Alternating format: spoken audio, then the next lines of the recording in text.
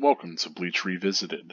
I am Karakura Gold, your host of this series in which we will be reading every single chapter of the Bleach manga, providing unscripted critical analysis, personal response, and discussion of how these chapters connect to the rest of the series. As usual, we begin the video with a reading of the chapter that we are currently on. This is Chapter 56, Broken Coda. What happened? Did he get me? Was I cut from behind or from the front? I don't know. Ow. You're slow. Even to fall. Baikua! Bleach, Chapter 56, Broken Coda. It's been a long time since I saw him in action. He's still peerless. I could only catch a glimpse of the second stroke, just a blur. I never saw him draw his sword. I never saw him sheath it. And I know him well. The boy probably doesn't even know what hit him. But what was that abnormal spiritual pressure of his? What's the matter, Renji? Nothing. I didn't need your help, though. I could have handled that one myself. Come now. Even I get rusty if all I ever do is to watch. No, not this man. Ichigo. Rukia!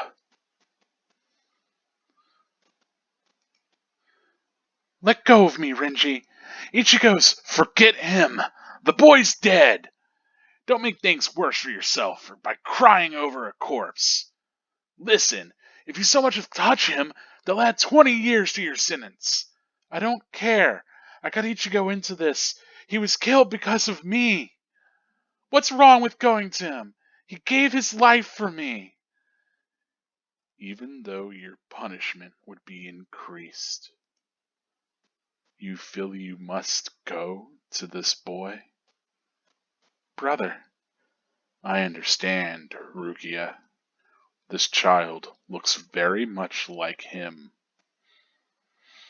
I'm dead. I look like somebody. You better not keep telling the story when I'm not around. Ichigo! Let go, boy. I can't hear you. Look at me when you talk. He could still move. Impossible!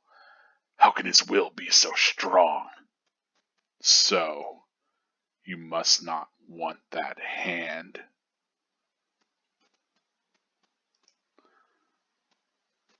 What are you doing, Ru? You're a mere human. How dare you touch my brother's Shihakusho? Know your place, boy. What? Let's go, brother. This boy's actions have awoken Rukia Kuchiki. Take me to the Soul Society. I shall humbly pay for my crime. Wait, what are you saying, Rukia? Give up. Stop flailing about and die quietly like a good little boy. Why sully your blade further on him? He will soon breathe his last anyway. Let us go, brother. Wait, Rukia, quit joking around. Look at me. Hey! Be still. Move 1 inch from there. Try coming after me. And I will never forgive you. You don't have long to live. Lie there and think of happier times. Very well. We won't finish him. With 2 strokes, I shattered his soul body's vitals, the Sekatsu chain and the Hakusui soul sleep. He's as good as dead. If he does survive, he will have no power. No portion of your spirit energy, much less the stolen Soul Reaper power, will remain. Renji. Sir! Kaijo! Release!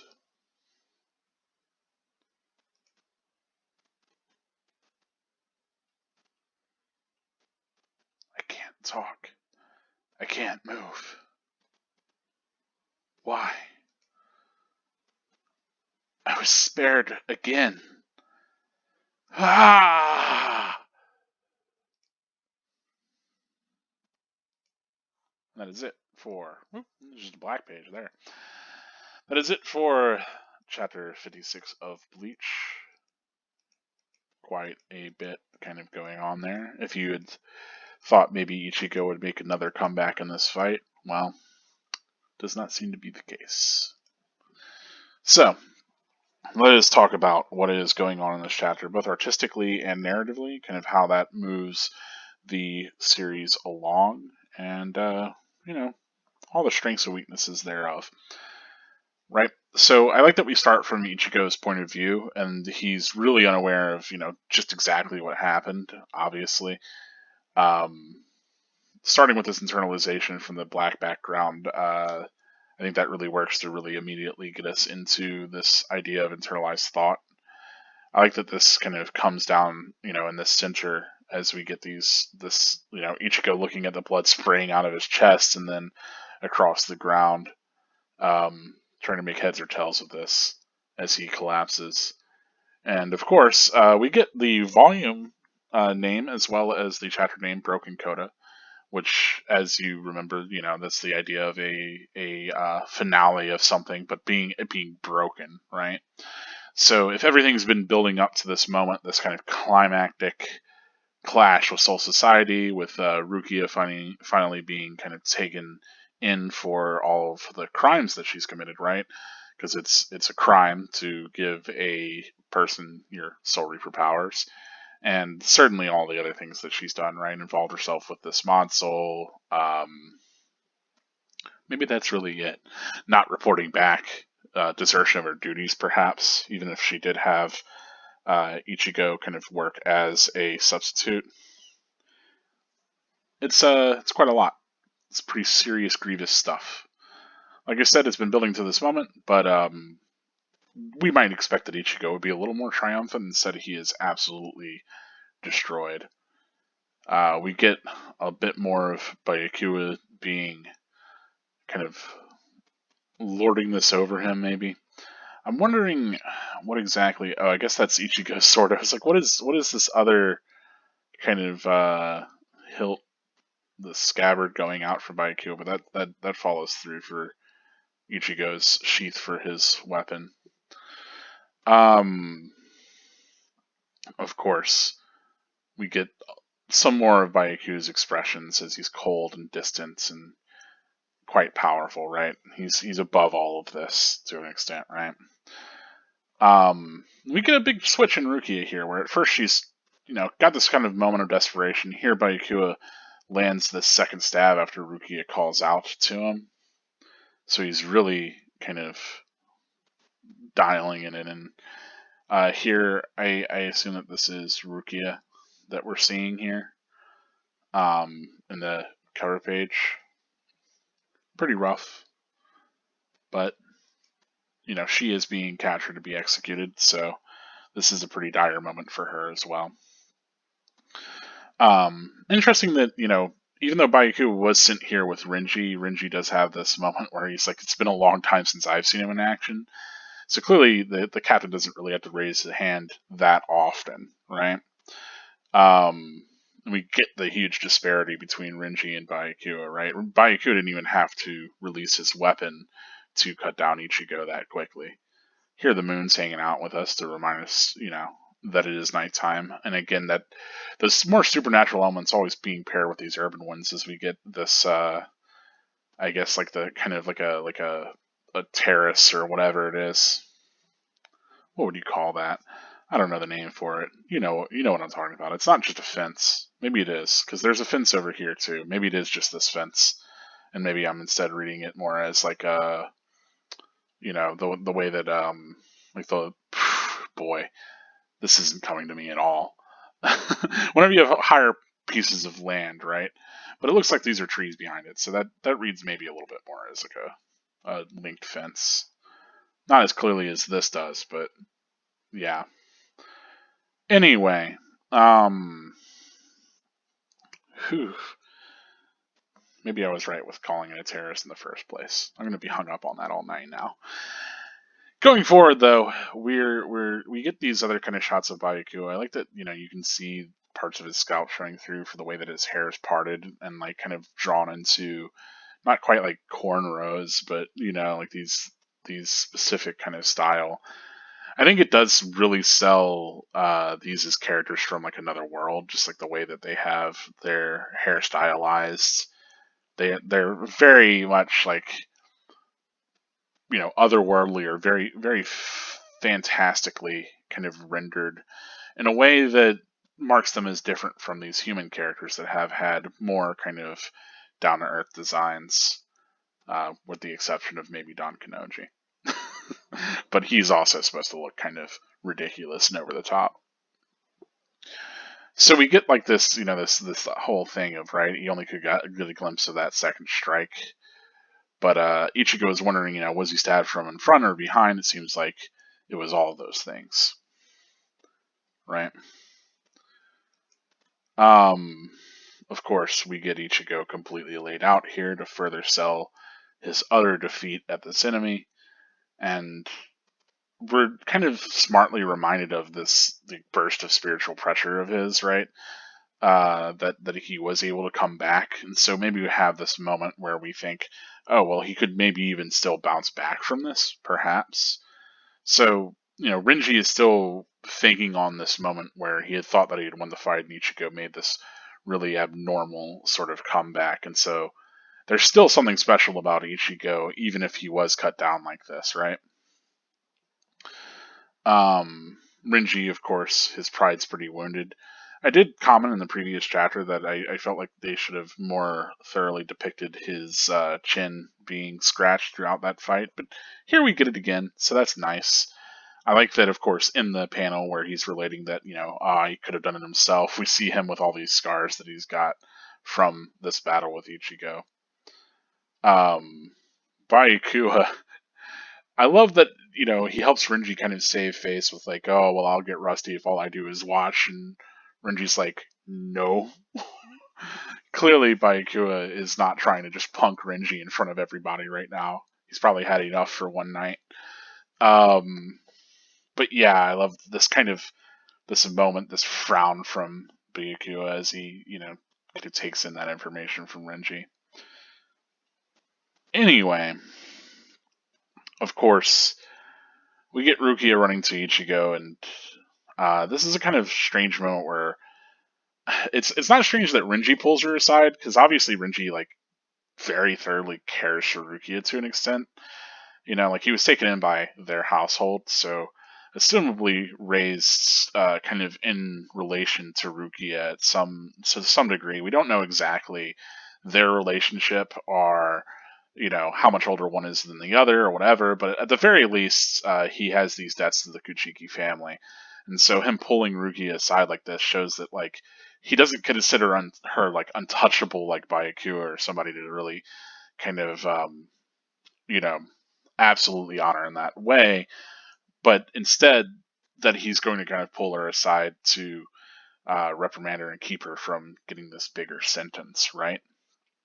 Also, geez, Renji's hands compared to Rukia here, it's ridiculous. I guess, it's very clear that she is a kind of small and petite girl, but I say girl, woman, she's 150 years old. But, I say girl because she's wearing Ichigo's sister's clothes, right? And I think she even still might be right now in this dress that she's wearing, right? That she's in this gi guy. Whew. So, there is that. Of course, the thing that I was saying is kind of weird is that Renji says like they'll add another 20 years to your sentence, but if she's going to be executed, then like what does that make any sense, right? So it's like, well, is she going to be killed? Should she be killed instead of captured? If she is captured, does she like wait out a sentence and then get executed? What's the deal here? And I think it kind of muddies things a little bit, but the idea that she'll get a harsher punishment. I don't know that the 20 years to your sentence quite works whenever it's a death sentence anyway. Uh, but maybe something like, oh, you'll be tortured before you'll be executed for continuing to add on to your sentence or whatever, or maybe you'll undergo a more brutal execution or something. At the very least, like, Renji is trying to save Rukia from having to deal with perhaps a worse time. Um, certainly you get the sense that, like, maybe there's some bargaining over this that can be done, but, like, if she's completely not shown as being remorseful for anything that she's done, then maybe that's a problem. And we do get kind of like that almost heel turn from Rukia, right? Where, in this chapter later on, she does kick away Ichigo's hand, and she's, very, very much like, oh, well, I've come to my senses. Get out of here, you fool, right? Die. And one, obviously, that's to save Ichigo, right? And to ensure that continues to kind of maybe have a chance at living. But two, I think it's also, maybe a little self-prefer, like, can't get to words tonight. Self-preservational, right? In that she knows that if she's able to kind of toe the line, maybe she won't be executed. Maybe she can get this drawn out to just a lengthy kind of life sentence or something. Who knows? I read definitely first and foremost protecting Ichigo, but there is this sense that maybe there are ways that she can keep herself from being further sort of punished. I kind of love this panel where he's like pointing down to Ichigo's just straight plain dead on the floor. Of course, this is a pretty strong moment where, like, Ichigo's basically giving his life for Rukia, right? So she's like, what's wrong with going to him? And you get Renji kind of shocked by that response. He doesn't really know what to say, because clearly, like, Rukia is going to be executed. And Renji's not giving his life for her, right? Like, he's delivering her to the people that are going to kill her.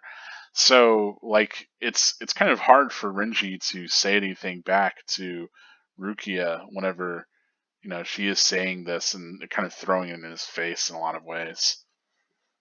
Of course, Byakuya comes in and has his own kind of thoughts on this. He steps in between Rukia and Ichigo. And I mean, you're not going to get past him if he doesn't want you to, of course. But he kind of immediately realizes that this child looks very much like somebody else, right? Of course, we don't get mention of who this other guy might be, but clearly Rukia had a connection to somebody that looked a lot like Ichigo, and Byakuya is maybe interpreting this, or at the very least presenting his sister with this, option of, like, oh, well, you only care about this lowly human because he looks so much like somebody else, right? Like, it's a bit winking. And I don't know if he's completely giving her this out. Like, I could certainly read it that way, like that he's providing a rationale for his sister to have gotten so connected to Ichigo, rather than her just kind of being a traitor, up and down, So, maybe. Regardless, of course, we get Ichigo grabbing that Shu Hakusho. I like that the wet and pleasant. Now, this is the WAP. The sound effect here kind of works really well with the knuckles dragging into the Shihakusho as Ichigo insists upon actually being alive and clinging to his health. Rukia is immediately relieved and then realizes that this is a terrible situation. That Rukia is still, if Ichigo would have just laid down and stayed down, then maybe more wouldn't happen to him.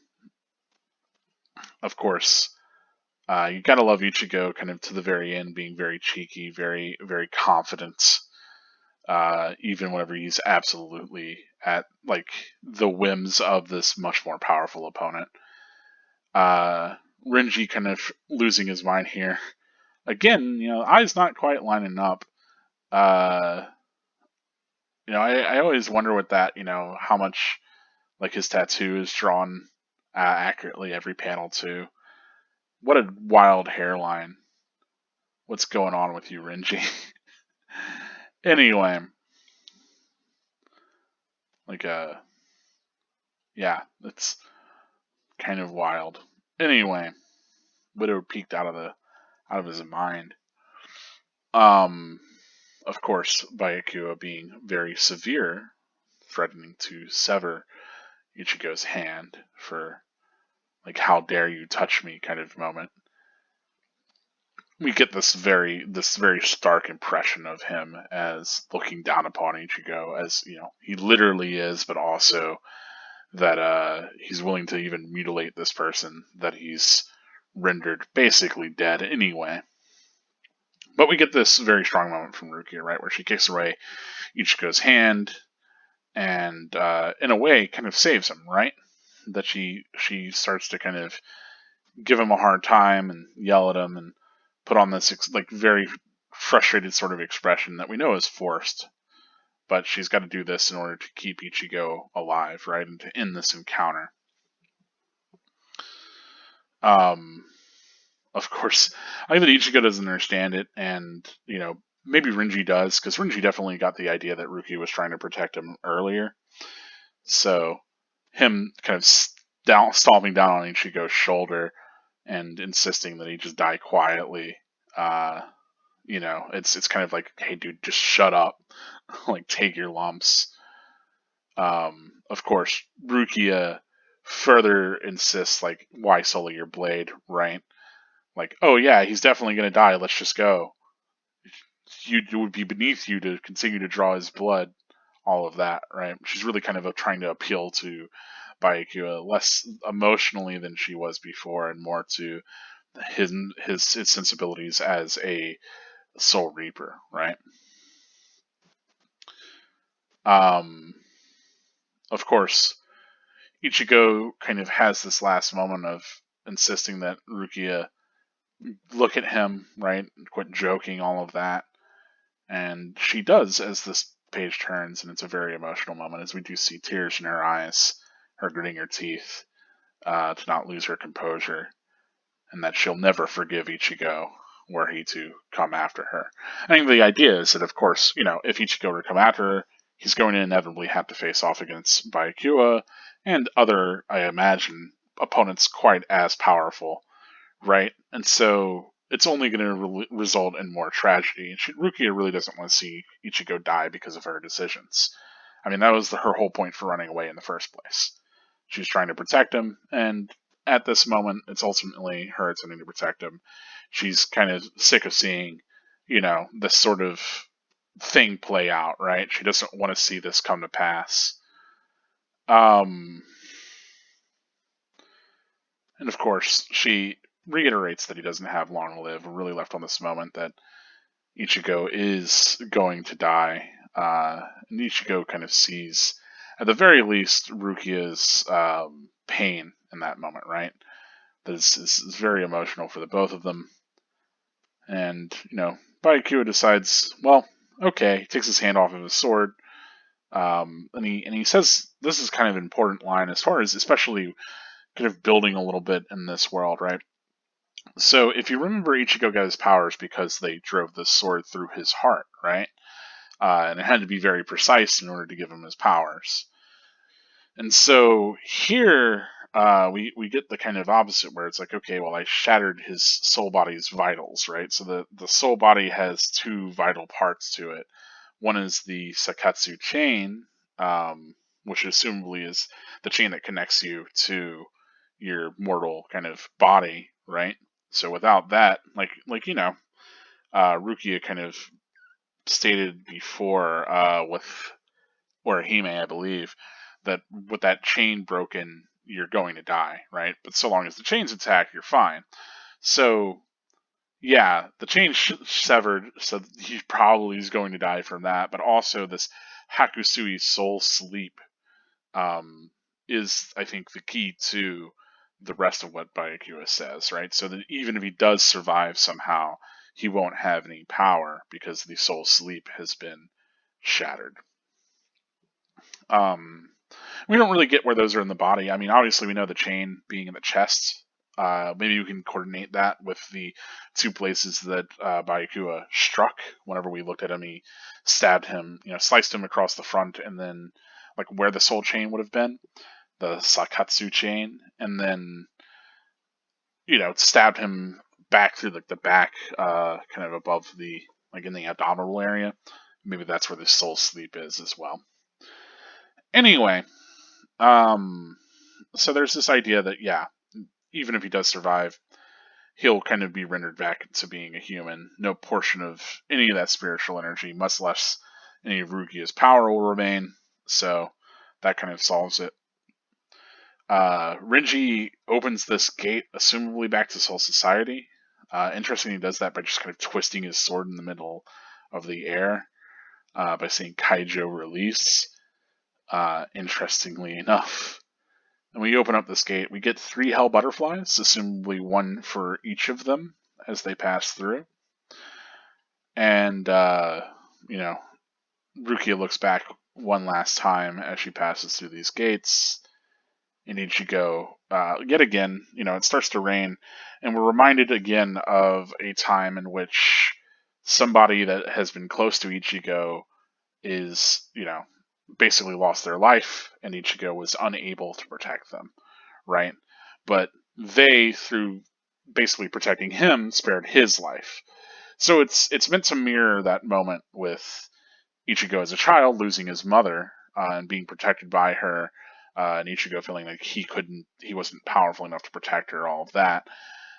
And it's the same thing has happened here with Rukia, right? Where he really wanted to save and protect Rukia, but he wasn't powerful enough, and she ended up sparing him, or protecting him. But ultimately, it's going to cost her life, right? So he's despairing at that moment as the rain falls, and he is left to die in the streets. Pretty extreme ending. Just we've only got black, so. Yeah, it's interesting that Renji's sword stays transformed this entire time. Assumably, it can go back to the way that it was before. That way, you could sheath it. Otherwise, that doesn't make any sense. So, I kind of wish that we would have seen his sword revert while he was here, but we don't get any sort of confirmation that way or on that. I'm curious if Renji's tattoos are 100% the same as the design on his sword, on the hilt of his blade. They're very similar, nevertheless. I mean, his hair being very spiky, too. He's just got that sort of look to him. But yeah, that's it for this chapter. I mean, that's really all we've got. I think it's, again, pretty strong kind of moments. Pretty intense. It certainly helps to really sell Byakuya as this much more powerful character. Even if Renji was maybe on equal fighting terms to Ichigo, maybe Renji still could have won, had he been taking the fight a little bit more seriously. But we definitely get the sense that there's no way that Ichigo could have beaten Byakuya, right? So there's a lot of places to grow from here if Ichigo even survives. It really leaves us in a place of wondering what's going to happen, because of course you don't just kill your protagonist, right? So Ichigo's got to make it through this, but how is what we're left with. And we'll find that out next time on Bleach. Ultimately, I do think this is a pretty strong chapter. I think there's a lot of really neat stuff going on with the art, just perspective-wise. The characters' expressions really do tell a lot of the story here. I think we get a ton of that from Rukia, especially, where we haven't seen very much of her really in these different expressions as much as we maybe could have, but this chapter really gives a lot of that. Really getting to visualize her have these changes in her her mood and all it just tells a lot of where she is mentally and emotionally, and what her intent is in those moments. And so yeah, it's pretty tragic. It's pretty emotional. Um, even if I can't personally relate, but always feeling kind of like that you're not powerful enough to overcome whatever situation might come. Especially having to deal with other people's sort of pity or other people sacrificing themselves for you whenever you want to be capable of taking care of things yourself. I think that's certainly something that I think more people have maybe experienced. Anyway, good stuff. Very much builds up these expectations, right? So if Ichigo is going to survive, now we have these different expectations of like, well, how is he going to survive? Like, how is he going to make it? If his soul sleep's been severed, right? Then how is he going to really continue to function? Is he going to hollow? Right? We have to wonder about that because, as we know, whenever your soul chain gets shattered, if you don't just die, you might end up becoming a hollow as the chain kind of erodes until you have nothing. So is that going to come to pass? How is he going to survive is obviously the biggest question. But then if he does, we have these very clear-cut sort of antagonists for Ichigo to eventually become strong enough to defeat should he continue down that path. So we're left with a lot of questions. We're left with a good bit of world building, and all in all, I think it's a pretty fantastic conclusion for this first arc of Bleach. There's still a little bit more to go in this, the substitute Shinigami arc, but the first major arc of Bleach is this, the whole kind of Ichigo being a substitute Shinigami on Rukia's behalf, and that kind of comes to an end around here whenever, of course, Byakuya and Renji show up, defeat Ichigo, and take Rukia back to the Soul Society. Anyway, let's talk about spoilers. Let's get on to how this connects to the rest of Bleach, because there certainly are some connections. So, the kind of double stab, him falling over, all of that, it's pretty significant. I mean, Ichigo, this isn't the first time that he's been put on death's door. I guess this is the first time, but it won't be the last time. We get that from a lot of Ichigo's major antagonists, that they would practically kill him. And he comes back from it in different ways. I talked about like maybe he'll hollow with his chain, cut this way, and so it's interesting that like this puts him closer towards hollowing, and then of course we know Urahara brings him to the Shattered Shaft, and he has to undergo that process in order to regain his spiritual powers, and so it's interesting then that the next time whenever he gets killed by Ulquiorra, he actually does hollow in that moment. So that's neat. It's cool that we get actual, payoff for maybe that being in that mental space. I don't know. Otherwise, I think there's a couple of other kind of things to mention here.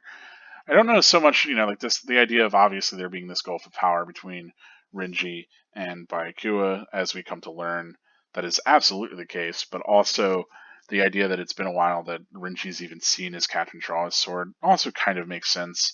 You really get the sense that the captains don't, really have to do much outside of their sort of bureaucracy sort of duties until a very serious threat does appear.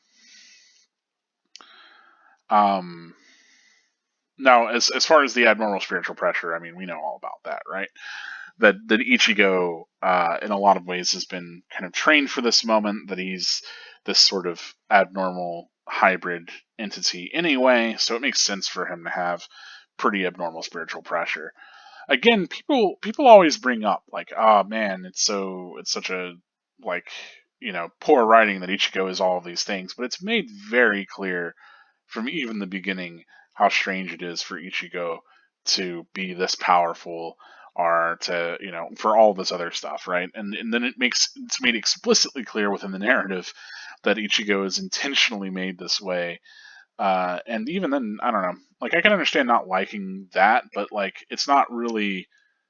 I don't know. It doesn't come as a surprise that much, right? It's like we know that there's some abnormality to how powerful he is, and that's just the answer for that for me, rather than that being like, oh, of course he just happens to be a Quincy or happens to be, like a full ringer or whatever. It's like, well, yeah, we had to have some explanation, and so of course it's going to be something that's in universe. Like, it's just consistent. It's not out of nowhere. You just weren't paying attention if you thought it was.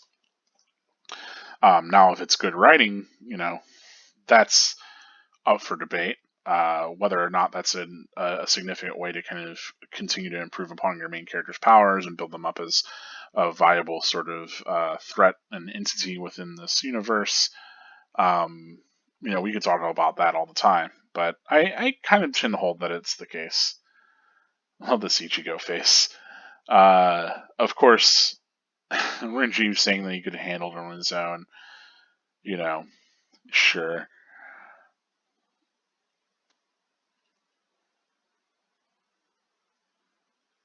I did mention this in the analysis, but the idea of like Renji really hesitating whenever Rukia says that he gave his life for her. Maybe he does that because he himself is kind of unable to at this point in the plot, and so really, like, it's interesting that Renji's starting to kind of realize like his own shortcomings, but then also he might be thinking of Kaien as well, right? Certainly, that's where Byakuya's mind goes immediately. And he mentions that much. So at the very least, the idea of Kaien being around is drawn here. But I mean, we knew that Kaien at least, or the idea of somebody having sacrificed themselves on Rugia's behalf, has been around for at least since the Minos Grande sort of arc, or not Minos Grande, Grand Fisher, right? Whenever she has that flashback to Yukitake talking to her. And so I think it's kind of interesting that that's something that Kubo certainly had figured out then, because so much of the Grand Fisher arc is focused on presenting Ichigo as like carrying this real burden of being frustrated with other people sacrificing themselves for him, and he wants to be strong enough to sacrifice himself for other people, really, or really just protect them, not even sacrifice himself. But he doesn't want other people sacrificing themselves to save him, right? With the case of his mother. And Rukia is in the same position, right? That's a parallel between the two of them. But I don't ever really hear people bring that up that much. But it's certainly there, and I think that was the point of that previous scene, is to put Rukia in this position of like, well, does she intervene even knowing that? And here, she kicks Ichigo aside, and she does manage to kind of sacrifice herself in a way for him to save him. I mean, that's what she's really been doing all along here, with like running away and everything. But, like, you gotta wonder if she also realizes how much that must hurt Ichigo's pride, or much, like, really encroach upon the things that, like, he really kind of feels about. But it's better that he lives than, feeling emotionally wounded, I guess. Anyway, you better not keep telling this story whenever I'm not around. See, that's why I didn't make any videos about this whenever Bleach was not, running, right? Now that we've got new Bleach chapters and the new anime has been announced, now we can keep telling Ichigo's story. But whenever he's not around, you better not keep telling it. Anyway, yeah, that defiance of Ichigo's, his ability to kind of come back, continues to be something that defines him throughout the series, of course. That strong will of his. Of course, I like that Byakuya threatens that Ichigo might lose his hand. And we have so many characters lose a hand in Bleach. It's amazing that Ichigo doesn't lose his. Right? Like, we haven't had a lot of dismemberment in early Bleach other than from Hollows, but oh boy. Great that that's a threat. Anyway. I'm trying to think of, if there's really anything else here to talk about. This idea of humbly paying for a crime, and that she'll get 20 more years added to her sentence. I guess, yeah, the idea is that she has to wait until the date of her execution. But As we come to find out, that gets moved up anyway by Aizen, because the execution's all a farce just so that he can extract the Hogekyo anyway. So, none of that really matters. But you get the sense, at least I do, that maybe, that perhaps they could have bargained to make things maybe a little bit easier for Rukia.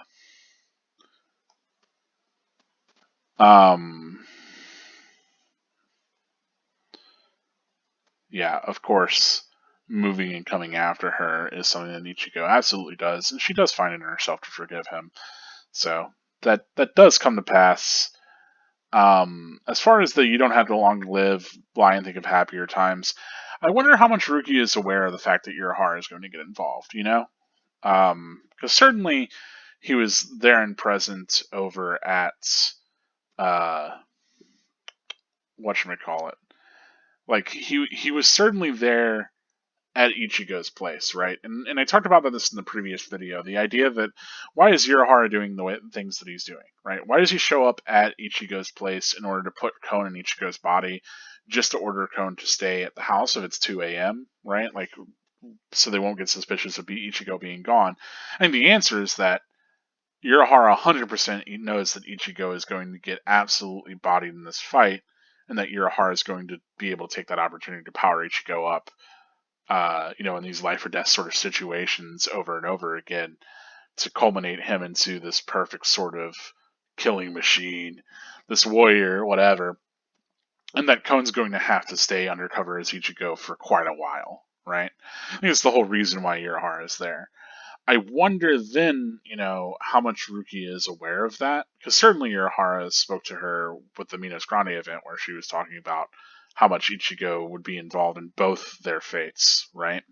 So at least whenever the Minos Grande was around, Urahara already had this plan to set into motion for Ichigo going to rescue Rukia, perhaps to stop Aizen, or at the very least, get the Hogekyo back into Urahara's hands, whatever it may be. He had that plan earlier because Urahara himself can't go to Soul Society, right? He's been banished. He is not allowed within. So, Ichigo, even though Ichigo is certainly not allowed, he's at least able to, traverse the, what is it? What is it, like the Senkaimon gate or whatever? Whereas I don't think Urahara is able to. I think he's like literally there's a barrier to entry for him. So there is that kind of aspect that he was planning to send Ichigo along for this the entire time. And so even as of the Minos Grande fight, he has just been testing Ichigo and kind of putting Ichigo through these motions because he planned to send Ichigo to go and battle against, or he expected Ichigo to go and confront Byakuya Renji and get wrecked, and then, he knew all that was going to happen. That's why he didn't interfere in this fight at all. That's why he didn't stop Rukia from getting captured. We talked about that before. Like, he probably could have stopped Rukia from getting captured, but then it's like, well, this just escalates things anyway. It doesn't really solve the problem. So he needs this plan to go this way for now, and for Aizen to feel like he's in a little bit of control so that he can strike back. But yeah, certainly a kind of strong moment for for Rukia, right? If she doesn't know all of that, then maybe she does expect that Ichigo will just die. But then it's like, well, why say never come after me, right? And so I think she's kind of covering both bases, that maybe she expects that Ichigo might survive all of this, but that she wants to insist that, like, he should just forget about her, that he should just move on. So it's a kind of complicated moment. And you have to wonder how much Rukia is aware of Kisuke's plan. Because, he did say that Ichigo and the whole battle that he was having with the Minos would be really important for the both of them. So I think maybe she could have picked up on a little bit of that if Kisuke didn't just tell her off screen. Obviously, he didn't tell her about the whole rescue or anything. But, yeah, I'm curious. Anyway, of course, we do get mentioned the soul sleep here, the Hakusui, and it's interesting because the only other time that it really comes up again is whenever we get the fights with Uryu, right, where he ends that one man's whole career. Um, like one of the first Shinigami that Uryu has a battle with Ishida, in order he may face off against one of those kind of lower ranked Shinigami in Soul Society early on. I think it maybe comes up with Mayuri that he wasn't quite able to do that for Mayuri, even though he was pretty much almost killed Mayuri. Mayuri only survived because he could turn into goop. But yeah, then never kind of again, which is weird. You would think that it would certainly come up, this idea that you can completely stop somebody from having access to their Reiatsu entirely, and that being such a kind of significant thing in this moment, and then later again in that fight with Ishida.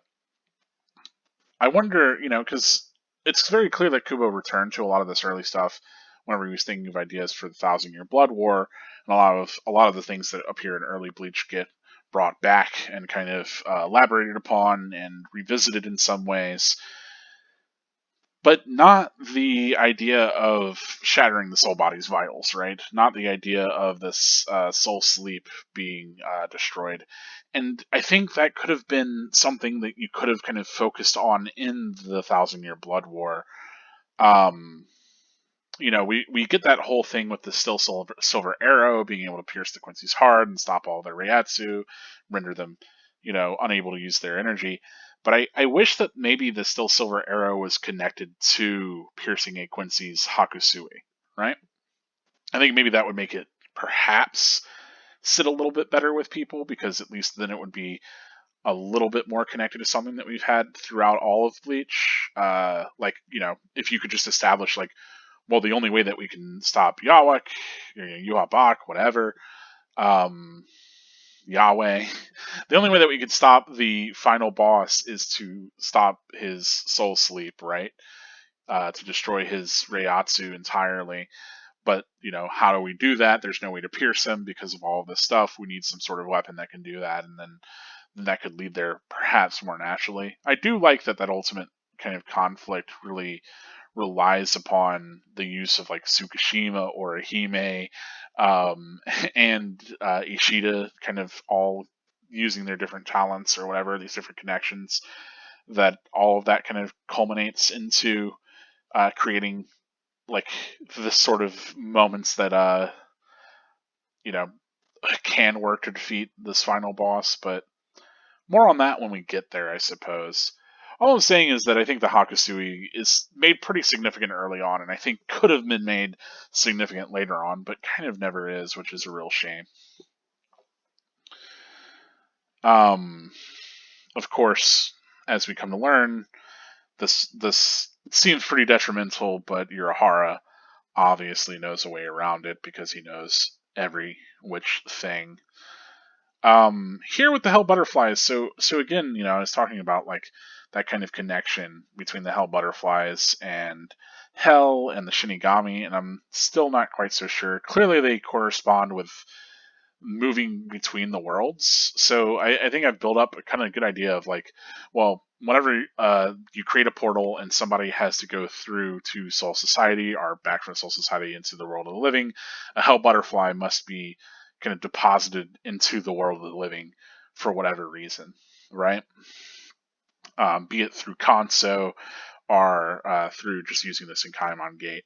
And so I'm curious, what other function they have and what their connection is to Hell. But maybe we'll get more of that in the Hell arc. Who knows? If you have any insights there, please do let me know.